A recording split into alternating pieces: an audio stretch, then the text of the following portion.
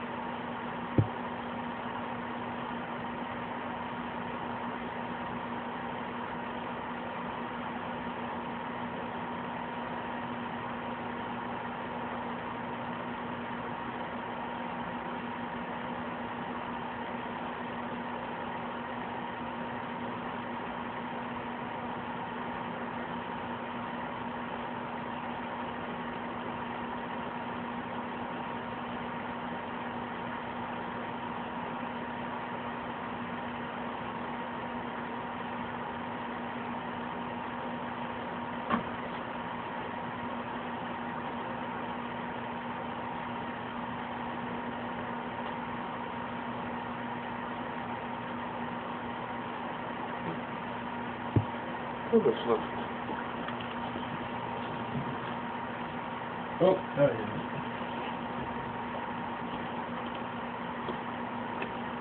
Ladies, if we absolutely had to have a hot Vulcan in Enterprise, and purely for the sake of argument, of course, but if we had to, Sakona here would have been a profound improvement. She doesn't have too many scenes throughout the two parts, but she does perform them quite well. And as for the other thing... By the way, I'd love to melt that cold Vulcan heart of yours. See, even goblins love her. Sisko returns to his quarters to discover Jake gone and Dukat there instead, but those two facts are unrelated. Dukat's a very complex character, and we'll be talking about him a lot over the remains of this year. He's here to convince Sisko that the destruction of the Bach Nor was caused by members of the Federation, so they can sort this crap out before the treaty is jeopardized. Not because the Cardassians don't want a war, you understand, just they got so much in the piece that it's not worth it. So they're off to the colonies in a runabout to see this firsthand. One thing I'll say about this episode, it's big on character interaction. There was a lot of just normal banter between Cal and Sisko earlier, just old friends catching up.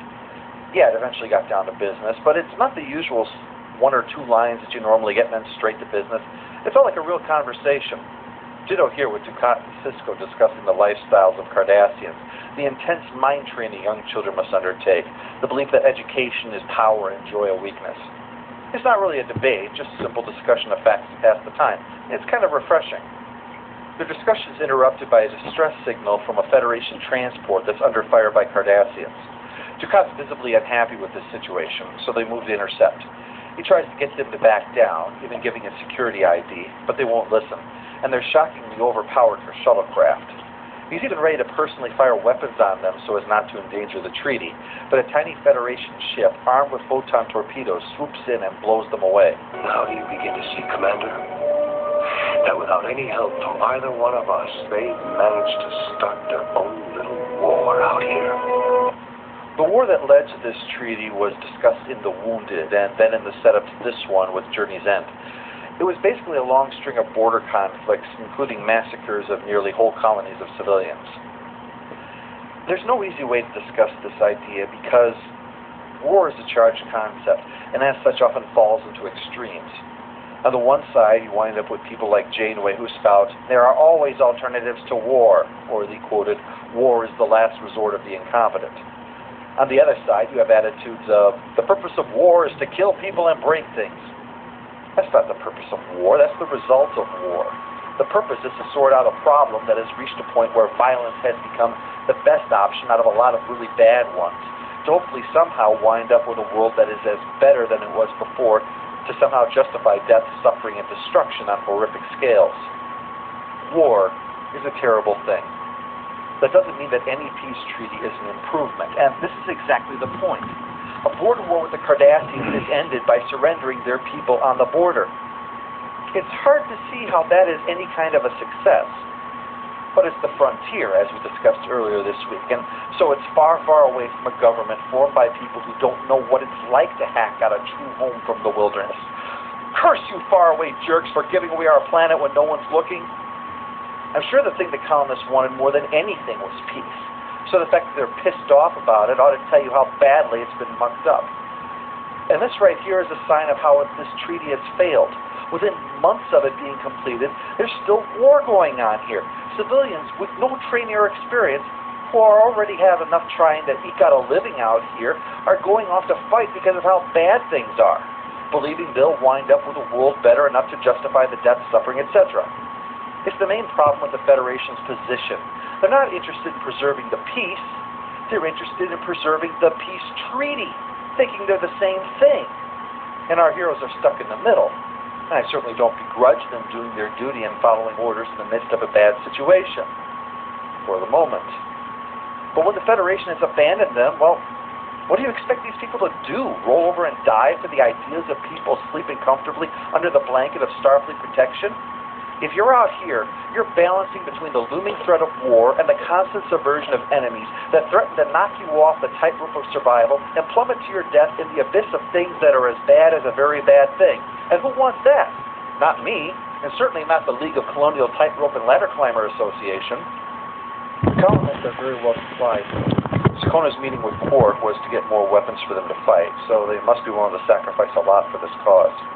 Sisko and Gul Dukat show up at a meeting between the colonists and the Cardassian representatives, where a confession by bald Federation saboteur supports the idea of terrorism, and his dead body provokes a fistfight. Afterwards, Sisko and Cal discuss the situation, and Cal points out, essentially the same thing I did, that these people were left with no other choice, and Sisko has no answer for that. Sisko and Dukat discuss things on the way back. They're both somewhat on the same side, but not necessarily for the right reasons. Both are aghast at the death of the saboteur, but Sisko because it's murder, and Dukat because it leaves them at a disadvantage. The Cardassians had the moral high ground with the deaths of 70-plus people. Now they foolishly threw that away. But we'll discuss Dukat more in Part 2. But if the Baghdor was carrying weapons, I would know. And on the lives of my children, I swear to you, it was not. I didn't know you had children. 7. Jesus. Hey, Dukat, sex is great and all. Maybe your people wouldn't have a resource shortfall if you found a hobby that didn't involve your cock. Sekona and its disguised colonists lead Dukat into a trap where he's phasered and winds up face down. His normal position, except no one's underneath him right now. Still, he's very helpful. Even unconscious, he's nice enough to walk up the stairs to make it easier for the guys dragging him away. O'Brien confirms the theory that it was a Federation implosion device, so Sisko gets ready to inform Starfleet. Kira points out how stupid the situation has become, with the Federation ready to fight its own people, and Sisko gets upset with her. But really, it's just him getting upset with being stuck in the middle. You know what would really help sort this out, Sisko? A goatee. Try it. You'll like it. With the news of the kidnapping, things get even worse, and Odo gets all police state, saying that if they had let him run this place like he wanted, these problems wouldn't happen. It's fitting in with what we eventually discover about the Founders, that Odo's instincts aren't for justice, but order, no matter what. I like Odo, really, but he's a real Gestapo agent sometimes. Sisko, Kira, and Bashir are going to follow the suspected ship, but before that, the Maquis send out a signal claiming credit for the kidnapping of Dukat, and also issue a sector-wide declaration of neener, neener, neener. Our heroes track the ship to an M-class asteroid and beam down, but Dukat's not there. But Cal Hudson has joined the Maquis, meaning this situation is now even worse than a very bad thing. Things are off to a great start with the Maquis. They're setting up lots of tension and many difficult situations they have to sort out. So far, though, Bernie Casey seems to be the weak link, practically sleepwalking through a lot of his scenes.